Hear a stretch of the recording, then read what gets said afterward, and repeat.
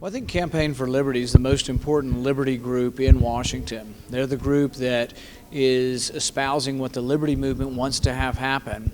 And when so many resources are directed elsewhere, you've got Campaign for Liberty there working on our legislative agenda, working on Audit the Fed, working on what the liberty movement is interested in.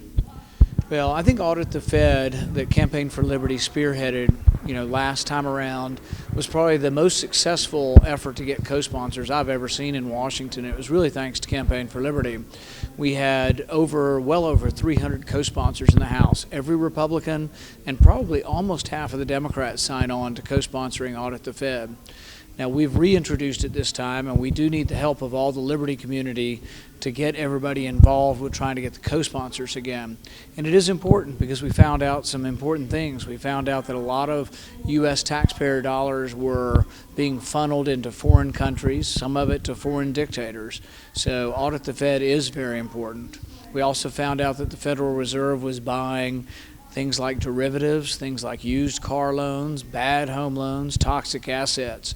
This is inexcusable and it needs to end, and it will only end when the American people get a real audit of the Fed. As far as competing currencies, I've co-sponsored that with Senator DeMint and Senator Lee, and we have introduced that in the Senate. We're working on it in the House.